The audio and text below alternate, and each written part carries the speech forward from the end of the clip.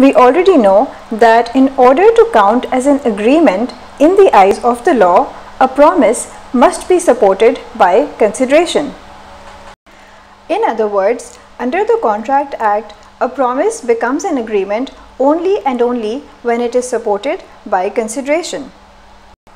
Now the question arises, what exactly is consideration and what counts as valid consideration in the eyes of the law? By the way, I apologize for the background noise, but I obviously cannot avoid it. So, coming to the definition which is given in the Contract Act, and of course the same definition is reproduced in our textbook as well. So, if we read out the definition quickly, we can see that it is quite scary indeed. It goes as follows: when, at the desire of the promisor, the promisee or any other person has done or abstained from doing, or does or abstains from doing, or promises to do or abstain from doing something, such act or abstinence or promise is called a consideration for the promise, blah blah blah. Now obviously the definition is not self-explanatory, which is why you need somebody to explain it to you. So let me just break down the definition very quickly. This definition can be understood very simply by breaking it down into four main parts. Okay, I repeat, we're going to break it down into four main parts. But just keep in mind that the very first part is going to constitute three further parts. Okay, so four main parts, and then the first part is broken down further into three sub parts. Okay, so the very first part of the definition can simply be seen as explaining the fact that consideration can be an act, or it need not be an act, it can also be something that you don't do. So something that you abstain from doing, which obviously can also be termed as forbearance or an abstinence. So in the very first part of the definition, all that we are focusing on is the fact that consideration need not be you doing something in return for something. So basically, obviously it can be an act, but it can also be an abstinence or a forbearance, and both of these terms mean one and the same thing. And thirdly, but remember, I just told you that the first part of the definition has three elements. So the third point that you need to understand is that consideration can also be a promise to do or not to do something in the future, or in other words, it's a promise for an act or an abstinence in the future. I repeat, so the third point is related to doing something or not doing something in the future. So the promise relates to an agreement with respect to the future. So to put it very simply, the first part of the definition only tells us that consideration can be in three forms. Number one, it can be in the form of an act, that is when you do something. And secondly, it can be in the form of not doing something, and the legal terminology for this is an abstinence or forbearance. So when you're not doing something, basically you're, for example, abstaining from doing something, then in this situation also it is going to count as valid consideration. And thirdly, the act or abstinence that we are concerned with need not relate to your present actions, but it can be a promise relating to the future. Now, just to clarify where we are at this point in the lecture, so I had told you that consideration, the definition of consideration, constitutes four main parts. So we're trying to analyze the definition and we're trying to break it down into simple parts so that it's easier to understand. And right now at this point in time, we're still at the first part, that is we're trying to understand the first half of the definition only. And now we're left with the other three components which I had mentioned. But before we move on to understanding the second and third and fourth parts of the definition, let us first look at some examples so that we're completely clear about the meaning of the first half of the definition. Since I have told you that the first part consists of three further parts, so I'm going to give you not just one example, but at least three examples to explain each of the three further parts. Okay, so when we say, first of all, that consideration may simply be an act, that is doing something. So for this point, example 25 of the book is relevant, where A promises B to guarantee payment of price of the goods which B sells on credit to M. Now there are three parties in this situation, A, B and M, and we can see that A has promised B that he will guarantee the payment of the price of the goods which B is selling on credit to M. So B is agreeing to sell certain goods to M without getting the payment right there and then, and in this situation the fact that B is selling some goods to M on credit and not taking money in return right away means that this is the consideration that B is giving for A's promise. Now, just in case it is still not clear, let me explain that in this scenario what is actually happening is that B is doing a certain act, okay, because we're looking at an example of where consideration is going to be valid in the case of somebody doing something, right? So in this situation there is a person named B who is selling goods on credit to another person named M. However, normally what happens is that when a person sells goods to another person, he or she gets payment right there and then. But here, B is selling goods to M without getting that payment right away, and instead there is another person, A, who guarantees that in case M fails to make the payment, then A is going to make sure that B receives the payment. So right now what's happening is that B is giving goods to M on credit, and this act that B is doing, that is of giving or selling the goods to M without the payment and instead giving those goods on credit, is going to count as valid consideration for A's promise to B. And in this situation, what exactly is A's promise to B? Well, A has promised B that he guarantees the payment of the goods, that is the price that was supposed to be paid by M. So in this situation, A is taking the guarantee for that payment. Now here we can see that there is a promise between A and B, but if you remember, a mere promise does not carry any value in the eyes of the law, because remember, a promise must be supported by consideration. Well, the act that B is doing for A, that is, he is selling the goods to M on reliance of A's promise, is basically going to count as consideration. So I think this explanation is enough, and the example is actually quite simple indeed, but I was trying to explain it in detail just in case you are not clear about it. And any further explanation is just going to unnecessarily prolong the lecture. So I would advise you to either just read example 25 once, or you can of course replay the lecture itself. Okay, so let's move on to example 26. Now remember that the second point was that it's not necessary to do something. So consideration may of course be an act on your part, but it need not be an act. So I had said in the second point that even in certain circumstances, not doing something, basically which is called an abstinence or a forbearance, is also going to count as valid consideration in the eyes of the law. So let's look at an example that illustrates this particular point. Now imagine that there are three people, A, B and C. Further, let us suppose that B owes a certain amount of money to C. Now obviously in this situation we know that B is the person who owes money to C, that is, in other words, B is the one who is in debt to C. So imagine that if person B fails to return this amount of money to person C, then in other words we can say that B is in default of the payment.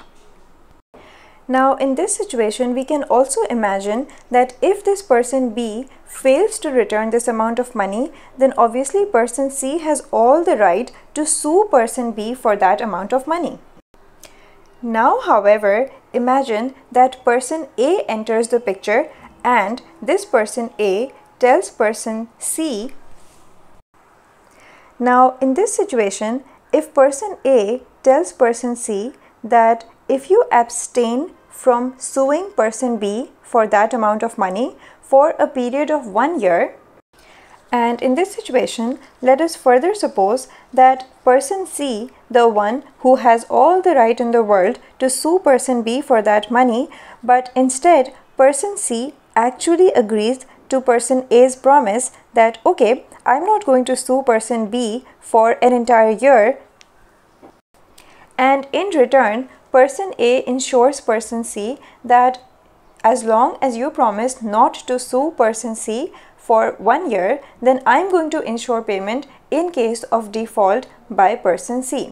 So just as we saw in example 25, once again there is a third person, A, who is guaranteeing the payment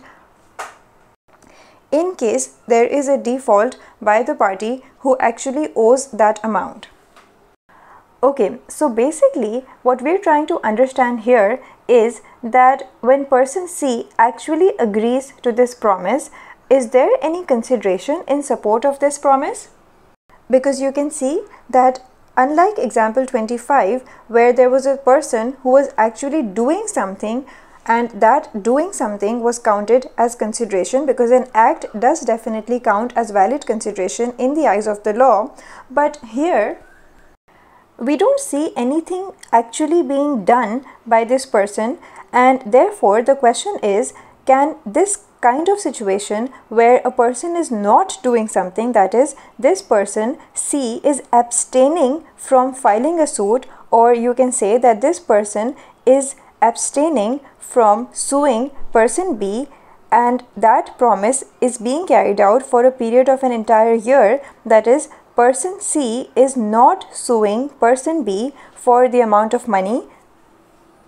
And we know that it's not like person C cannot sue person B. We have already seen that person C does indeed have the legal right to sue person B for that amount of money, but he is still not doing so.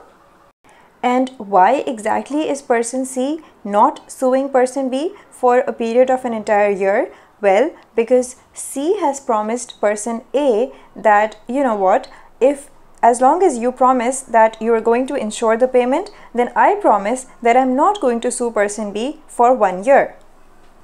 So in short, the abstinence, or in other words, the forbearance, that is the fact that person C is not exercising his legal right to sue person B, is going to count as valid consideration in the eyes of the law. Okay, so let's imagine that what happens is that 1 year has passed, and even after a period of a year, because C had given this time period of 1 year to person B to arrange that payment, but even after 1 year, B has still not arranged that amount of money. Now what happens? Obviously, person C is going to go to person A and he is going to claim that payment from person A, because person A had promised that don't sue person B, and in the meanwhile I am going to promise that if you are going to refrain from suing person B, that is, you are going to refrain from filing a suit against person B for 1 year, then I promise that if person B fails to make that payment even after a period of 1 year, then A has promised person C that I am going to ensure the payment to person C. Now 1 year has passed and B has still not paid the amount of money to person C, and now C is asking A to make that payment. Now this is where this particular point becomes so important, because obviously you can imagine that person A is going to try to escape paying that amount of money by saying to person C that there was no consideration from you towards me. So obviously in the eyes of the law, where there is no consideration, then that promise has no legal value. So in this critical situation, when person A is trying to avoid paying that amount of money to person C, even though he had promised, and then he is further arguing that there was no consideration to support that promise. So what can person C do? Well, obviously person C can simply point to the definition of consideration in the Contract Act, and as per the definition, if one person has a legal right to do something, then obviously not doing that thing, that is abstaining from exercising what you are otherwise legally entitled to do. In simple words, basically what I'm trying to say is, if you have a right to do something, a legal right, and you still don't do that thing, and this basically is termed as abstinence, then this is going to count as valid consideration in the eyes of the law, and person A cannot argue that there was no consideration, because person C is protected by the law, because as per the definition of consideration, an abstinence or forbearance also counts as valid consideration. So I have spent a considerable amount of time trying to explain example 26, and I hope that it is clear to you. Now let us move on to example 27. Now first of all, let me clarify that example 27 relates to that third point, and let me remind you, basically there were 3 points that we were considering, and the first point was that consideration may be an act. The second point was that consideration may be an abstinence, that is not doing something. And the third point was simply an extension of the first 2 points, that is consideration may be a promise for an act or abstinence in the future. So we know already that consideration may be in the form of an act or it may be in the form of an abstinence, but this act or abstinence need not be in the present. It can also relate to something in the future. So example 27 illustrates this particular point. Now in this situation we don't have 3 parties, we only have 2 parties. So party A is Amir and party B is Burhan. So in this situation, Amir promises to deliver a phone to Burhan, and Burhan promises to pay rupees 85,000 on delivery. Now in this situation, the consideration is coming from Amir, and Amir is saying that as soon as this phone is delivered to him, then he is going to pay the amount, that is rupees 85,000, to Burhan. Now this is a very simple and everyday situation, and we can see that the promise itself is being made at one point in time, that is in the present, but the consideration, that is the payment that Amir will make to Burhan, is going to be performed in the future. So Amir is promising that he is going to pay rupees 85,000, because obviously here the payment itself is the consideration. So as soon as Burhan delivers the phone to Amir as promised, then in this situation Amir is bound to pay rupees 85,000. So this is an example of a situation where the consideration relates to doing something not at the moment, that is not in the present moment, but instead the consideration relates to doing something in the near future. Okay, so this was pretty straightforward, and I think we can safely move on to the next example, which is example 28. But now example 28 relates to the second part, the second main part of the definition of consideration. And the second part of the definition basically is that consideration must be at the desire of the promisor. So remember, the promisor is the person who is making the proposal, or you can say the person who is making the offer. So in other words, the promisor is the offerer. So example 28 basically involves a very simple situation. So let's imagine that my house is on fire. And when the fire breaks out, one of my neighbors notices and he rushes forward and saves a lot of the items that are in the house. And then later on, once the fire has been put out completely, this person, that is the neighbor, comes to me and demands payment for this service. Now obviously I never asked my neighbor to actually come forward and rescue anything or any item from my house. So the point that you need to understand from this example is that if there is a situation where somebody is doing something for somebody else and there has been no request from that person to do that act, like in this situation, I never asked my neighbor to actually come forward and help me with anything, but this person voluntarily has done so, then in the eyes of the law, this is not going to count as valid consideration. So even though my neighbor has definitely done an act, and we know that an act does count as valid consideration in the eyes of the law, but when he's going to demand payment from me for that act, I can argue that I never asked my neighbor to come forward and do anything, right? So the point is, I repeat, that consideration must be at the desire of the promisor. So in this situation, even though you can see clearly that my neighbor has actually done something, so there is definitely an act on the part of my neighbor, and we know that an act does count as valid consideration. But the point is that that act should have been performed at my request. So if somebody is voluntarily doing something without being asked to actually do so, then that does not count as valid consideration. And the conclusion is therefore that my neighbor cannot claim any payment for his services from me. And why can't my neighbor claim anything in return for the services? Well, the reason is simply that consideration must move at the desire of the promisor. In other words, consideration must be at the request or the demand of the promisor, and in this situation I was the promisor, right? So I never asked my neighbor to come forward and help with anything. So in this situation there was no request on my part to do anything whatsoever, and therefore my neighbor cannot say that this was valid consideration in the eyes of the law. Okay, so now we are done with the first two main parts of the definition of consideration, and we are left with the last two parts of the definition of consideration. So the third part of the definition simply states that the consideration may be either from the promisee or it may be from any other person. Now this is a very straightforward situation, and we can understand this from example 29.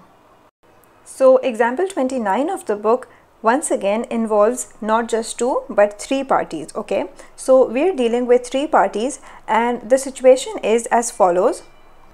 So there is a person named Arif, and this person transfers some property to his daughter, and this daughter is named Humaira.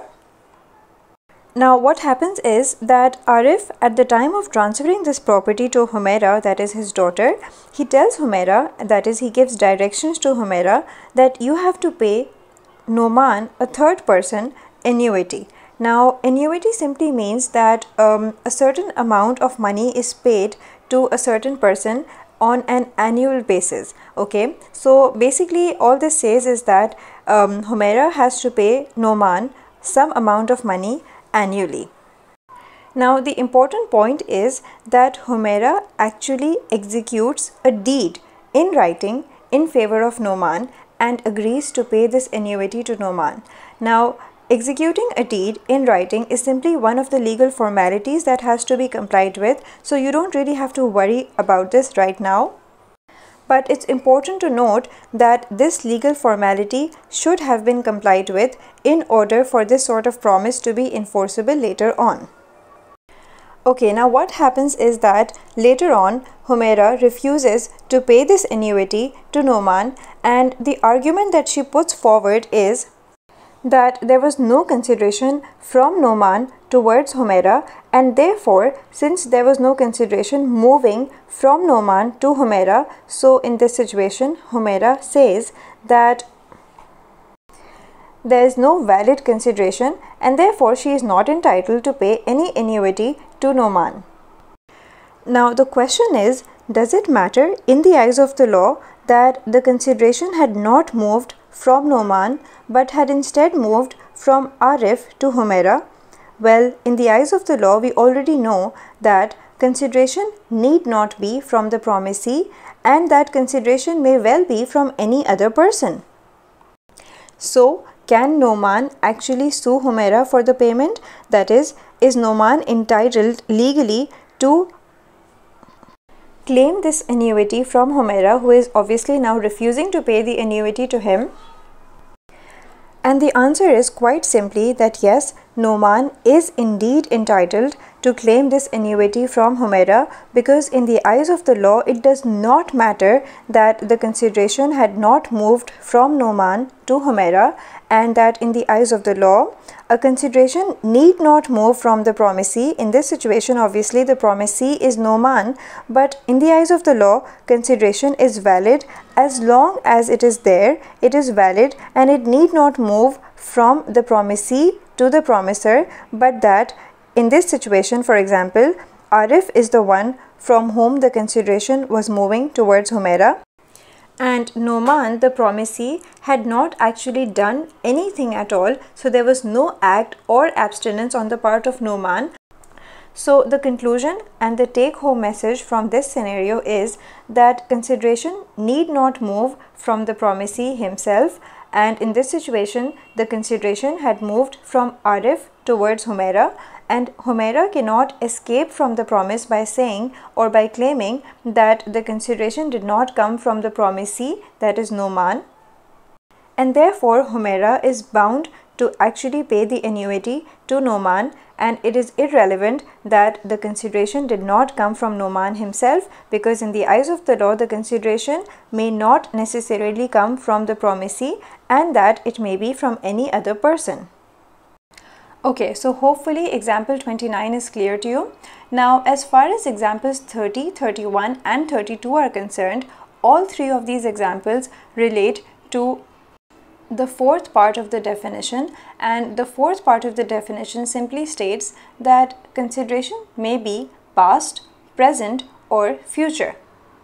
So example 30 simply illustrates a situation where consideration is in the past and it does amount to valid consideration, and example 31 illustrates a situation where consideration is in the present, and example 32 explains where consideration may be in the future. So let us go through these 3 points in order to understand the fourth part of the definition. First of all, let's look at example 30. This example is pretty straightforward and it involves only 2 people. So in the month of August, what happens is that Akram does certain services for Wasim, and at this point in time, that is in the month of August, when Akram actually does these services for Wasim, at that time there is no transfer of payment in return for these services, okay? However, later on, let's presume that Wasim realizes that, you know what, Akram has done all of these services for me, so why not pay him something for that? So later on in the next month, that is in the month of September, Wasim himself promises Akram that he is going to pay an amount of 10,000 rupees for the services that Akram had done for him in the last month, that is in the month of August. Now the question is, can past services count as consideration in the eyes of the law? And the answer is that yes, they can. So in the eyes of the law, past services can certainly count as valid consideration, although in this situation we can see that the consideration is not present consideration, but that it is relating to something that was done in the past. But past consideration is as good as present consideration, and therefore the conclusion is that Akram can definitely recover this amount, that is the amount of rupees 10,000 which Wasim has now agreed to pay to him in the month of September. So the point is that Wasim cannot later on try to escape paying the amount of rupees 10,000 to Akram by trying to argue that the services were rendered in the month of August, and obviously the amount that Wasim has promised, that promise was made in the month of September, right? So Wasim cannot say that the promise was made in September while the services were actually carried out in the month of August. The fact is that past consideration counts as valid consideration, and therefore Akram is entitled to the payment. Even though in the month of September, when the promise was actually made by Wasim, in that month Akram has not done anything for Wasim, but the fact that he has in the past already done something, that counts as valid consideration. Okay, so this is pretty simple. Let's move on to example 31, and like I said earlier, example 31 is basically illustrating, and this is by far the simplest example, and I don't think I even need to explain this, but basically let's say you go to a shop and you are the promisor or the offerer who presents the product at the cash counter and makes the offer to buy that product, and the person who accepts the payment is going to be the promisee or the offeree, and the payment that you make at that point in time is going to be called present consideration. And the reason is that here the consideration is moving simultaneously with the promise, and therefore it does not relate to anything in the past or the future. Okay, like I said, example 31 is basically self-explanatory, so let's move on to example 32. So example 32 is about future consideration. So let's say there are two parties and Akhtar is party A and Shoaib is party B, and Akhtar promises to deliver some product to Shoaib, and here Shoaib promises to pay for that product after 5 days from the date of delivery. Now the important thing to notice here is that Shoaib has not promised to pay for that product at the time the product is delivered, but instead Shoaib has promised Akhtar that he is going to make the payment 5 days from the date of delivery, that is 5 days after the date of delivery. And I personally think that this is also not too difficult to understand. So we are going to conclude this lecture now, where we have understood the 4 parts or the 4 elements of the definition of consideration along with the relevant examples.